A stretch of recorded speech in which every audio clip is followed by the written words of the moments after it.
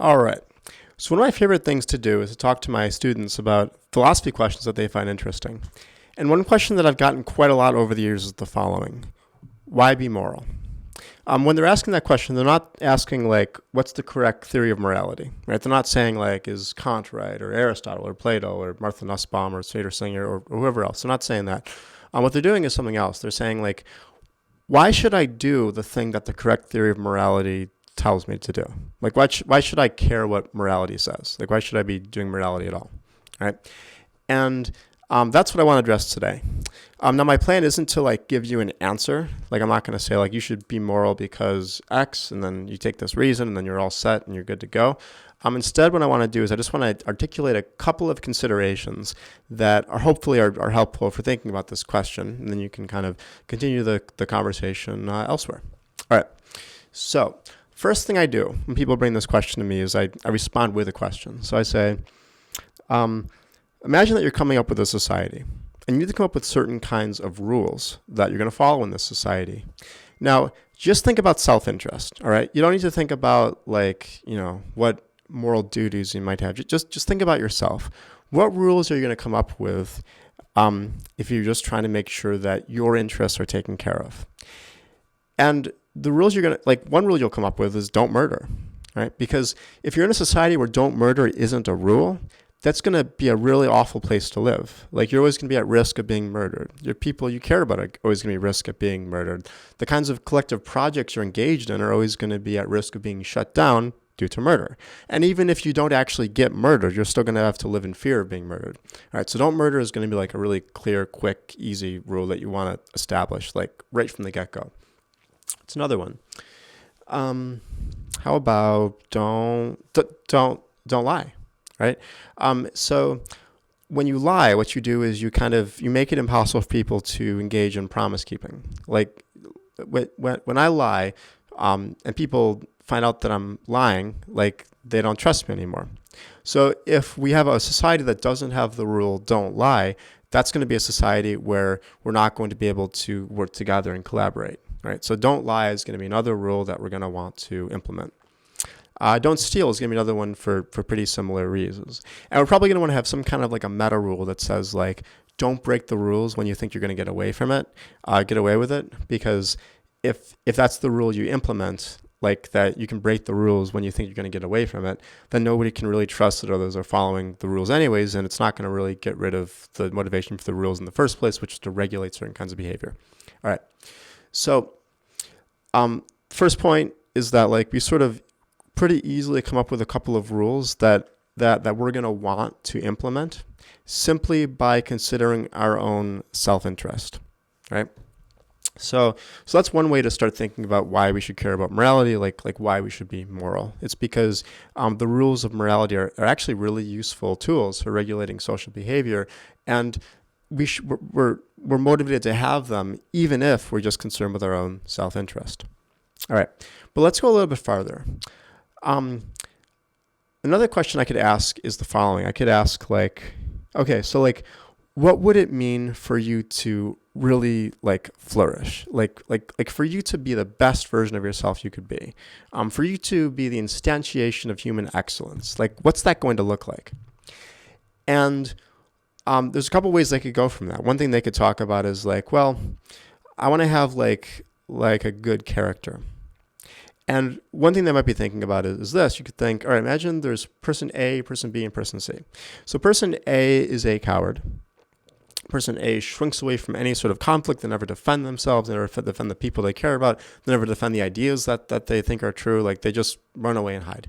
Person B is way too brazen and brash. Like person B is just kind of like really rash. They just rush into battle, no matter what. It's just like the slightest provocation, they're in there. They're fighting, right? It's person B, and then person C is in the middle. Person C is courageous. Person C has enough courage that they're not just hiding like person A, but they're not so like rash that they're just running in headfirst into whatever battle comes their way like person B, right? And when we think about like these three ways you could be, it really does seem like person C being somewhere sort of in the middle between this vice of excess and deficiency, excess, rashness, and deficient cowardice, is doing a better job of fully realizing human excellence. And so we could think about this with respect to a whole variety of different domains. And just by kind of thinking about what it means to live with like human excellence, that can push you to adopt a sort of like a virtue ethics approach. So this is pushing us towards Aristotle. And we really haven't, it's not like we started with some independent love of the virtues. What we started from was just a consideration of the sorts of creatures we are and what it would take for us to be an excellent version of that sort of creature. And simply by like desiring that kind of excellence in ourselves, it pushes us to adopt certain desires or develop character traits in certain ways, right?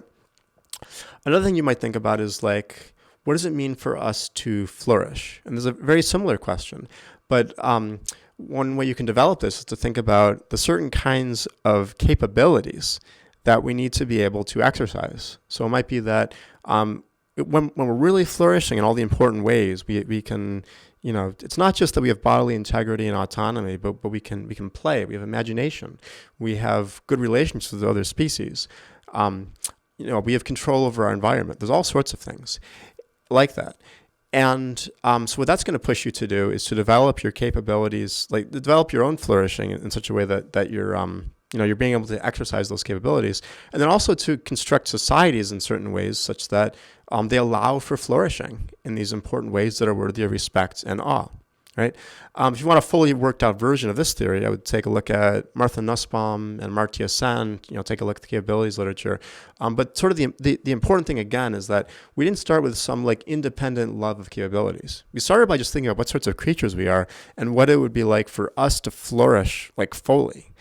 And by thinking about that, we got these conclusions that like we should be pushing for social structures that allow for flourishing in accordance with capabilities. All right. So I'm going to talk about a third approach now. And this one is sort of associated with like Kantian deontology. So another question you could ask is like, what makes us special?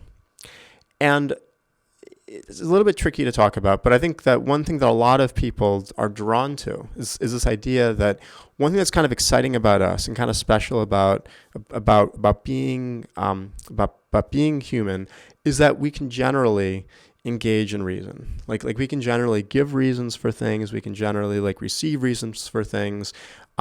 We don't just sort of act according to like our sensual desires. I can think, am I justified in doing this? Do I have a good reason to do this?